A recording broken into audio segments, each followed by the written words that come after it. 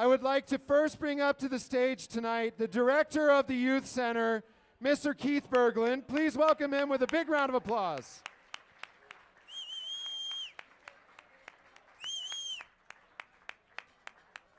This is where I want it, so I'll lower it. Okay, Keith is up here, and he has a few words to say, then he's going to introduce a special speaker. So please, everybody, with respect, listen to what they have to say, because this is why we are here tonight.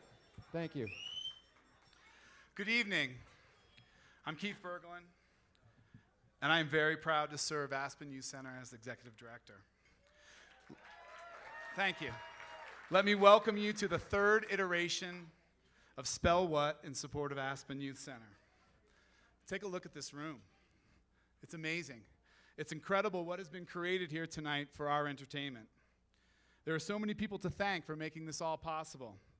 The Aspen Youth Center Board of Directors, the Spell What Planning Committee, the Spell What Host Committee, the amazing Aspen Youth Center staff, all of our many generous sponsors and donors, and an army of volunteers here tonight. But right now, in this moment, I'd like to focus my appreciation on each and every one of you who's sitting here tonight as our guests. You have already done a great deal.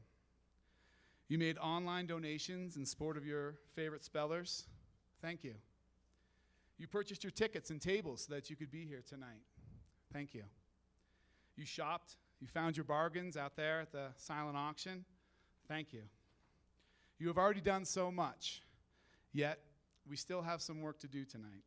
So I'd like to thank you in advance for raising your paddles to help out a speller.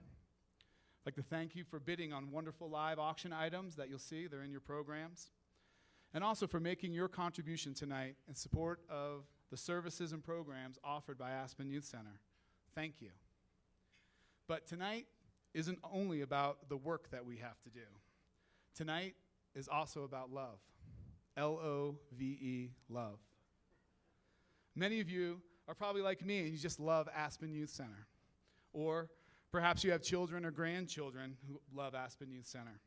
Or maybe you love this community and you recognize how beneficial it is for local kids to have a safe and supportive place to go after school and in the summer. At Aspen Youth Center, we deal in love every single day. In fact, I think that love is the single most important tool that we have to affect positive growth in the young people that we work with. It's more important than bumper pool. It's more important than our cooking classes. It's more important than the computers. It's more important than dodgeball. Well, maybe it's not more important than dodgeball, but it's right up there. So let's just say that love at Aspen Youth Center is equal to dodgeball. At Aspen Youth Center, we believe in loving kids enough to give them warmth, empathy, and respect, regardless of how they act or how they learn. We believe in loving kids enough to let them make affordable mistakes rather than managing them into success. We believe in loving kids enough to hold them accountable for their choices and then helping them accept the consequences. At Aspen Youth Center, we believe in loving kids enough to build them up in their areas of strength so that they have the energy and the courage to face their areas of weakness. But instead of telling you about how Aspen Youth Center uses love to change the world one child at a time, I'm going to let one Aspen Youth Center kid speak for himself. And as you listen to this young man's story, keep this in mind. He didn't need Aspen Youth Center as a place to help him grow up. He needed Aspen Youth Center to be a place where he could be a kid for just a little bit longer. Thank you.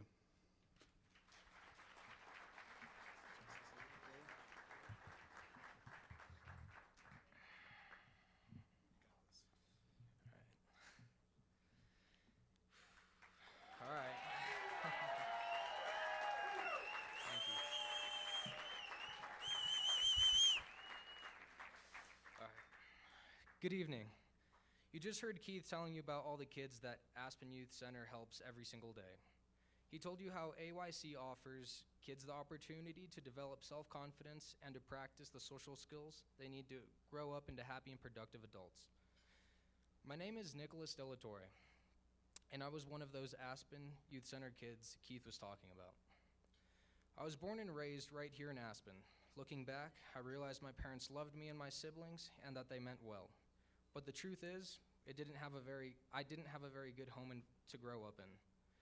There was a lot of yelling and fighting in our house, which made it very stressful. I didn't feel like anyone understood me, and I couldn't find any peace. My home didn't feel safe for me. I was an outsider in my own family. When I got into middle school, I quickly realized that I was different than the other kids. They let me know it too. Not a day went without someone making a rude comment or hurling an outright insult at me. School wasn't fun, and it didn't feel safe. Again, I was an outsider. Eventually, I got so sick and tired of being picked on that I started wearing black, baggy clothes. I grew my hair long and wore a permanent scowl on my face. I kept my hood up all day, and I ignored everyone. In a way, this served a purpose. You see, kids will pick on you because they think you are a freak or a thug. But I learned they will quickly leave you alone if you dress and act like a freak or a thug. The problem is that it cemented my position at school as an outsider. At home, the yelling and the chaos got worse as my father let me know what he thought of my clothes and my attitude. So I stayed away from home as much as possible. I didn't really have anyone to talk to about how I was feeling. And even if I did, I don't think I would have known what to say. I became very angry. I was unhappy with myself and uncomfortable in my own skin. The worst thing about all this is that I actually started to believe what everyone was saying about me. That I was stupid, that my opinions didn't matter.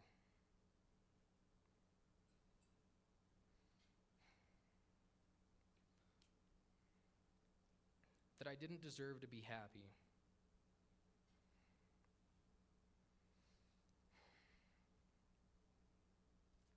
Or to have anything in my life that was good. I was hurting inside all the time, and I felt very alone.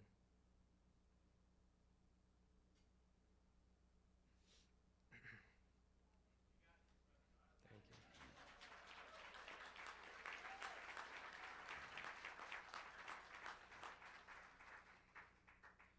I fell in with a group of older kids who also felt like outsiders, just like me.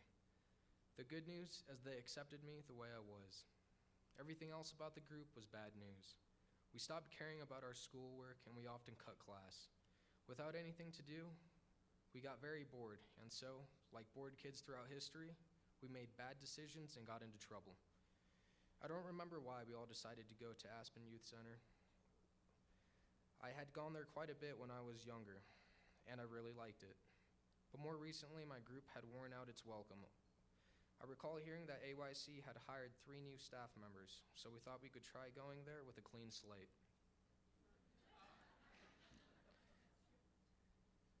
That day was a long time ago, and I can't recall everything that happened, but looking back now, I realized that my decision to go to Aspen Youth Center that day altered the course of my life and put me on the path to becoming the man you see before you tonight.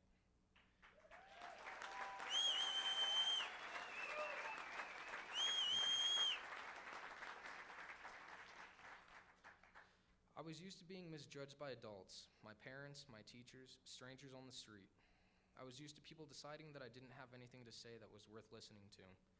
But at Aspen Youth Center, it was different. They didn't care how we dressed or how we talked. They weren't scared of us. In fact, they welcomed us with open arms. And for the first time in a long time, I had a place to go that felt safe and calm. Whenever we went to AYC, someone on the staff would always come out of the office to greet us and to welcome us in. Often it was Keith, and I remembered that he'd ask me lots of questions about myself. At first, I thought he was nosy, but over time, I realized that he actually was interested in what I had to say. Keith let me know that he was concerned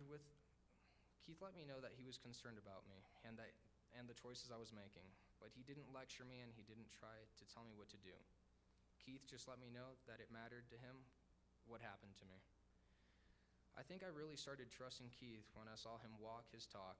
You see, when the AYC staff learned that I and my group of friends stayed out at night to avoid going home, they kept AYC open late for us. When they learned that we often skip breakfast and lunch, they made pizza and lasagna for us. I spent many evenings at Aspen Youth Center, and one of the things I remember most was talking. We would sit with Keith and Lori in the AYC kitchen, eating dinner and talking. It felt so good to clear things off my chest without getting teased or ridiculed. I don't think I ever told them how much I actually appreciated hearing an adult's perspective. In high school, my life got even more difficult. More hostility at home, more conflict at school, more trouble with my friends. I thought I needed to fight anyone who looked at me funny. I grew more angry and more withdrawn, except at Aspen Youth Center. My life back then was like a stormy ocean in which I struggled to keep my head above water. Aspen Youth Center was an island that I could crawl out of the surf to dry and catch my breath, a place where I could drop my guard and relax. One afternoon, I was hanging out at AYC when Keith told me there was someone he wanted me to meet. There was a man with him who had been volunteering at AYC teaching martial arts and self-defense. He was a big guy, and Keith said to him, "This is Nick, and he thinks he has to fight to prove himself. I worry about Nick getting hurt, and I'm wondering if you could teach him some self-defense." Well, that man is Ernest Mendez, and he helped me to change my life.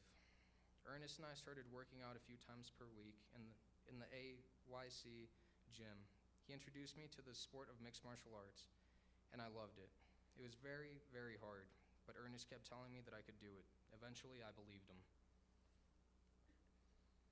After a few weeks, Ernest invited me to join a serious training group where the goal was to prepare for MMA competitions. Again, he told me I could do it, and I found out that I could. Ernest saw something special in me, and he helped me to discover it for myself. Studying mixed martial arts with him gave me self-discipline, confidence, and most of all, hope. Hope that I can make a life for myself where I will be happy and have good things. Tonight, I am proud to report that I am a very happy person. I love my career. Thank you.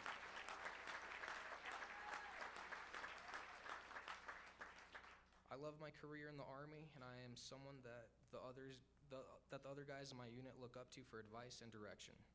This weekend, I'm going to Colorado Springs to try out for Ranger School. And you know what?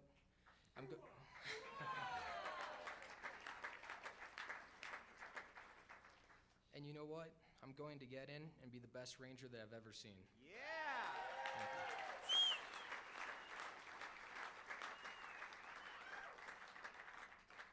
If Aspen Youth Center wasn't there for me, I don't know where I'd be right now. If it was a safe place for me when I needed it, and with your help tonight, it will always be there for every kid when they need it. Thank you.